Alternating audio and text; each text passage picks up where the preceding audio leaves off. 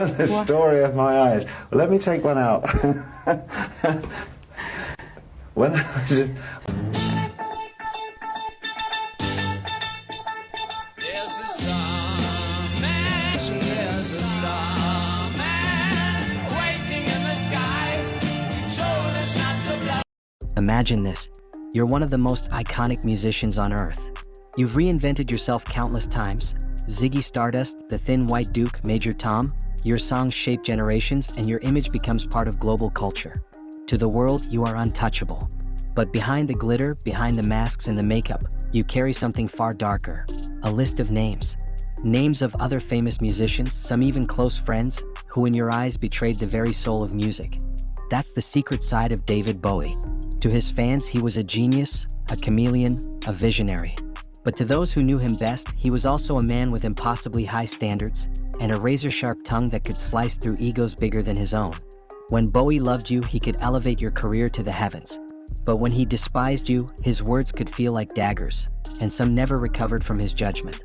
What makes this story fascinating is not just the insults. It's the sheer weight of the names on that list. These aren't minor acts or forgotten bands. They are giants. Legendary frontmen, stadium-filling icons, pop culture superstars. Some were his heroes, others his peers, even one of them once his best friend. And yet, Bowie's contempt for them was absolute. He didn't just dislike their music, he despised what they represented. Commercialism over artistry, spectacle over substance, slogans over songs. Over the next few minutes, we're going to peel back that glamorous facade and expose the rivalries that defined Bowie's hidden battles. From former collaborators who mocked him, to pop stars he accused of rewriting his legacy, to a Beatle he could never forgive, this is the shocking story of the 6 musicians who made David Bowie's blood boil. And here's the question for you. Do you think Bowie was being brutally honest about the decline of music, or was he simply bitter, unable to handle the success of others? Stick around, because the truth behind these feuds is stranger, darker, and far more personal than you could possibly imagine.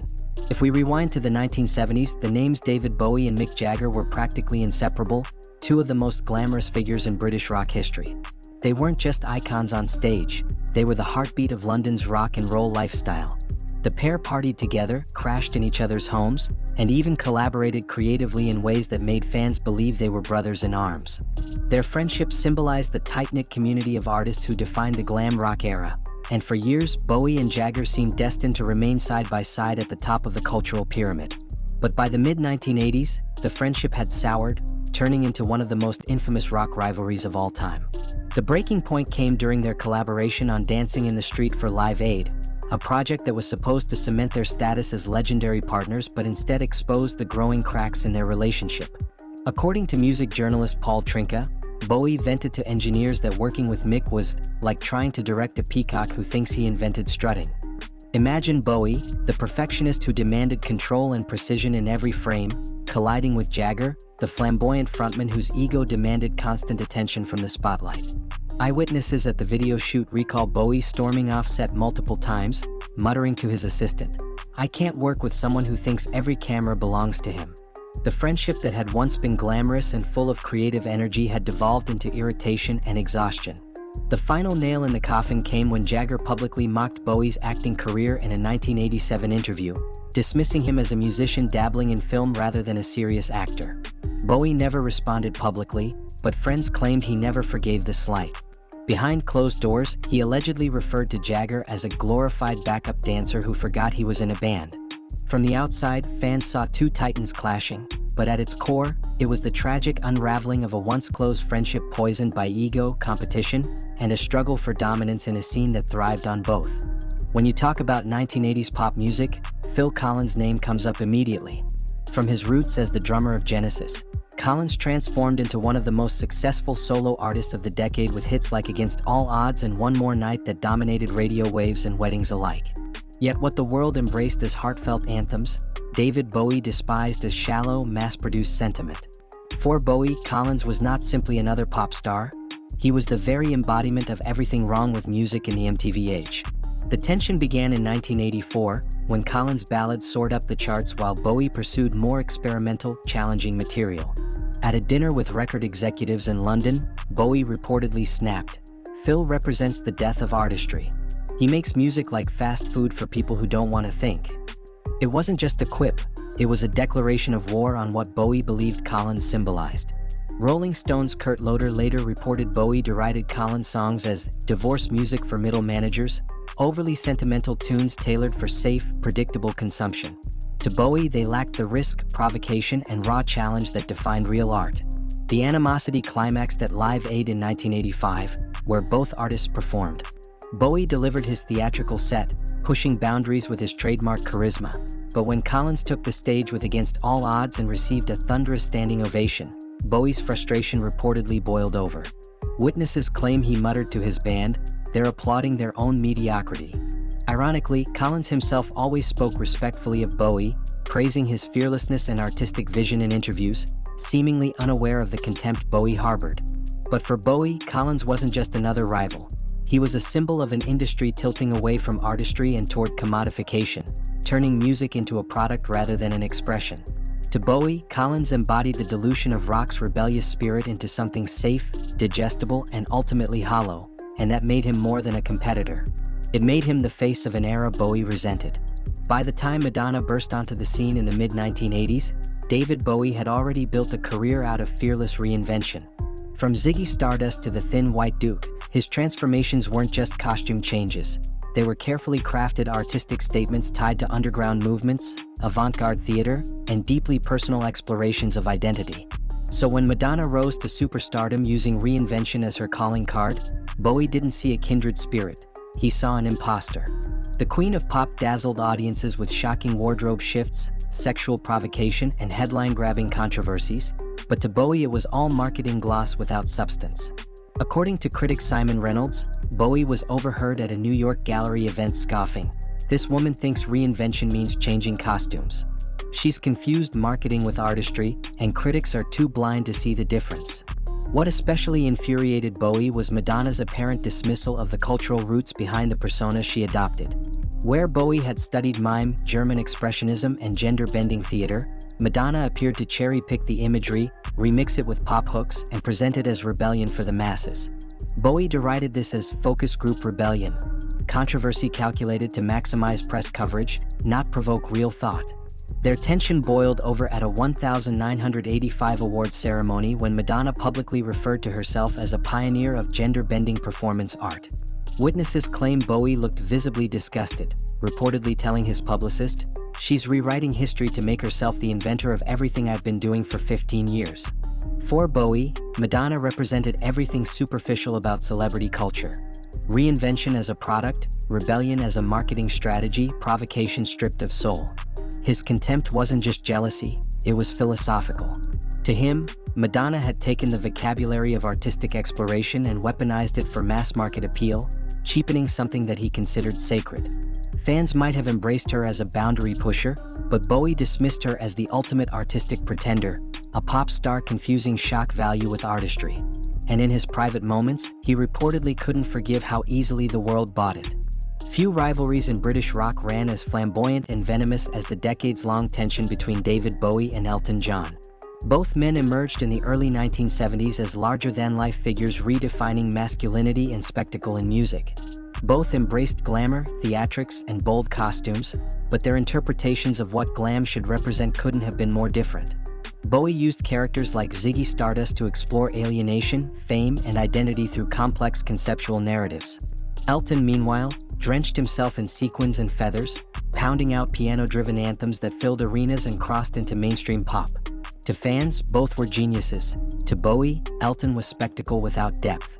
According to historian Paul Gambaccini, Bowie once told session players at Trident Studios, "Elton thinks louder costumes equal deeper artistry. The man confuses spectacle with substance, and somehow the world buys it." Bowie's disdain only intensified as Elton's fame exploded, making him one of the most successful entertainers on the planet. While Bowie toiled on dense, experimental records, Elton churned out hits that dominated radio. Bowie sneered at this as cruise ship cabaret, music designed to entertain but not to challenge. The animosity reached its peak during a 1975 backstage encounter at Wembley Stadium. Witnesses say Elton deliberately upstaged Bowie during a photo op, smiling broadly and basking in the flashbulbs while Bowie fumed. Reports claim Bowie stormed off, telling his manager, "I don't compete with cartoon characters." From then on, Bowie rarely missed a chance to dismiss Elton's work, privately referring to his catalog as therapy sessions wrapped in sequins. Even in moments when they appeared friendly in public, Bowie's inner circle claimed he never wavered in his view that Elton had cheapened the art form by turning it into pure entertainment. For Bowie, Elton represented the danger of glam rock becoming hollow, a carnival of feathers and rhinestones that distracted from the music's potential to probe deeper truths. And though fans often loved both men, Bowie quietly maintained that Elton was less an artist than an entertainer, an unforgivable sin in Bowie's uncompromising worldview. Perhaps the most painful and tragic of David Bowie's rivalries was the collapse of his relationship with Lou Reed, the Velvet Underground frontman whom Bowie once idolized and championed. In 1972, when Reed's career was faltering and his reputation was more cult than mainstream, it was Bowie who stepped in to produce Transformer, the album that resurrected Reed's profile and gave the world the unforgettable anthem Walk on the Wild Side. Bowie poured himself into the project, believing in Reed's artistry when others had written him off, and for a brief moment it seemed like a perfect partnership. Bowie as the glam superstar lending his influence, Reed as the gritty poet of New York bringing authenticity and danger. But what began as mentorship quickly soured. Reed, notoriously difficult and volatile, began downplaying Bowie's contributions almost immediately after the album's success. In interviews, he brushed off Bowie as little more than a pretty face who got lucky attaching himself to Reed's material. For Bowie, who had not only invested his energy but also staked his reputation on supporting Reed, this ingratitude cut deeply. According to biographer Victor Bacchus, Bowie vented to Confidence, saying, "I pulled Lou out of the gutter and he repaid me by trying to shove me back into it." The bitterness reached toxic levels during a 1973 recording session when Reed allegedly walked out mid-song, sneering to engineers that he didn't need some glam rock puppet telling me how to make real music. Bowie, already sensitive to accusations of superficiality, never forgave this insult. Over time, he came to see Reed not as a misunderstood genius but as an ungrateful junkie who mistakes cynicism for depth, according to friends. What stung most was that Bowie had once revered Reed as a hero, a symbol of artistic bravery, only to discover that behind the myth was a man who embodied everything self-destructive and corrosive about rock culture. Their feud became legendary not just because of the venom but because of the heartbreak. It was Bowie's personal disillusionment with someone he had risked so much to support, a reminder that sometimes the idols you save will turn on you the moment they regain their footing. Of all David Bowie's rivalries, none carried the same weight or sense of betrayal as his conflict with John Lennon. On paper, they seemed destined to be allies. Lennon, the Beatle-turned-activist, and Bowie, the art rock provocateur, both pushing boundaries in their own ways during the turbulent 1970s. They even collaborated briefly, with Lennon contributing to Bowie's Young Americans sessions. But behind the camaraderie lay deep philosophical rifts that eventually turned into open disdain. According to journalist Chris Charlesworth, Bowie bristled at Lennon's dismissive attitude toward glam rock, which Lennon publicly derided as posturing nonsense. For Bowie, who had built entire personas like Ziggy Stardust as vehicles to explore identity, fame, and alienation, Lennon's comment wasn't just criticism, it was invalidation of his life's work. Bowie reportedly snapped to studio musicians, "John thinks singing about peace makes him profound." The man's turned into a greeting card philosopher who's forgotten how to write actual songs.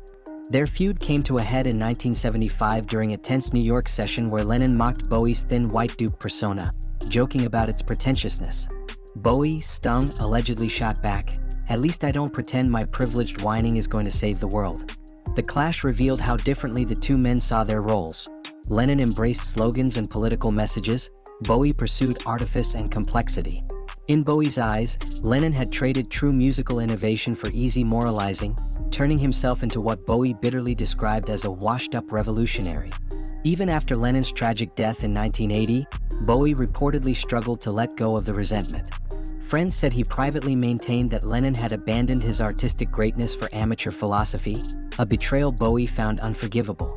To Bowie, Lennon had committed the ultimate sin, exchanging genius for moral superiority. It wasn't just a personal disappointment, it was a cultural one, the moment when one of rock's greatest minds chose slogans over songs. That disillusionment lingered with Bowie for the rest of his life, making Lennon the most painful entry on his list of hated rivals. When analyzing David Bowie's harsh judgments against some of the biggest names in music, it's tempting to reduce them to simple clashes of personality or differences in musical taste. But as I've tracked his career and the countless stories told by insiders, it becomes clear that Bowie's resentments went much deeper. For him, these rivalries weren't simply about disliking a sound or disapproving of a stage persona, they were about the core philosophy of what music should be. Bowie firmly believed that music was more than entertainment. It was a cultural force, a moral obligation even, to push audiences into new territory, to challenge their perceptions, and to reflect uncomfortable truths about identity, fame, and society. That's why he invested so heavily in characters like Ziggy Stardust or the Thin White Duke. Not because he wanted to sell more records, but because he wanted to test the boundaries of art and force listeners to confront deeper questions. In his eyes, musicians who chose to play it safe to chase easy commercial appeal weren't just making bad art, they were betraying the role of the artist. So when Bowie dismissed Phil Collins as fast food or Madonna as a marketing trick, these weren't petty insults, they were philosophical indictments. He was calling out what he saw as a betrayal of art's highest purpose. Of course, this perspective made him polarizing. Many fans loved the pop stars he scorned and saw Bowie as elitist or bitter. But those close to him understood that Bowie carried an almost prophetic sense of duty. He wasn't willing to separate the personal from the professional. If you, as an artist, sold out, Bowie took it as a cultural wound. His feuds, therefore, weren't just grudges. They were battles in an ongoing war for the soul of music. A war that defined much of his career in the 1970s and 1980s and one that still shapes how we interpret his legacy today. Bowie's refusal to bite his tongue earned him admiration from some corners of the music world, but it also came with a heavy personal cost. By the mid-1980s, industry insiders often described him as difficult, not because of his artistry, few ever questioned his genius, but because of his uncompromising bluntness. Musicians who had once sought his mentorship began to keep their distance, afraid that his sharp critiques might one day turn in their direction. Record label executives worried about his unpredictability, never knowing when a dinner conversation might morph into a cutting monologue about the decline of artistry. Even close friends admitted that Bowie's intensity could be exhausting, as though he carried the weight of music's moral compass on his shoulders at all times. This created an isolation that Bowie himself sometimes acknowledged. While other artists bonded over chart success or mutual admiration, Bowie often stood apart, a solitary figure who demanded higher standards and refused to accept mediocrity. Fans loved his candor. Interviews with Bowie were famously quotable, full of razor-sharp observations. But those same remarks often burned bridges behind the scenes. For all his flamboyant personas, Bowie's real personality in private was marked by a serious, almost relentless need for authenticity, and that made him both revered and feared. In many ways, his honesty was both his crown and his cross. It preserved his integrity, ensuring that his work would never be accused of insincerity, but it also left him lonelier, cut off from potential allies in an industry where compromise often greased the wheels of collaboration. This tension, the heroism of his honesty and the isolation it caused, added to the myth of Bowie as a figure who stood above the fray, untouchable, but also tragically alone in his convictions. Despite the rivalries, the harsh words, and the burned bridges, David Bowie's legacy today shines as one of the most influential in modern music. And perhaps it's because of those very feuds that his place in history feels so secure. While artists like Collins or Air Supply may have enjoyed massive chart success, Bowie's catalog endures because it was built on authenticity and risk. Songs like The Pretender, Heroes, and Life on Mars still resonate decades later, not because they were engineered to please focus groups, but because they captured real human complexity in bold, innovative forms. Bowie's critics may have dismissed his theatricality as gimmick, but time has proven that those personas were not masks. They were mirrors reflecting the anxieties, hopes, and contradictions of an entire generation. His feuds, in fact, helped underscore this distinction. By attacking artists he believed were cheapening music, he sharpened the contrast between his work and theirs. Fans and historians alike now look back and see Bowie not just as a musician but as a guardian of artistic integrity, someone who demanded more from his peers and from his audience. And while he may have alienated colleagues along the way, he built something far more enduring, a body of work that continues to inspire new generations of musicians, filmmakers, and thinkers. In the end, it's not the bitterness of his rivalries that defines him, but the clarity of his vision. Where others chased charts, Bowie chased truth, and that's why his music still matters long after the pop anthems he scorned have faded from memory.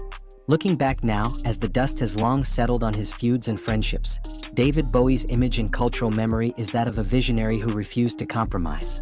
To the public, he remains the shape-shifting icon who gave us Ziggy Stardust, Major Tom, and the Thin White Duke, personas that transcended entertainment to become cultural archetypes.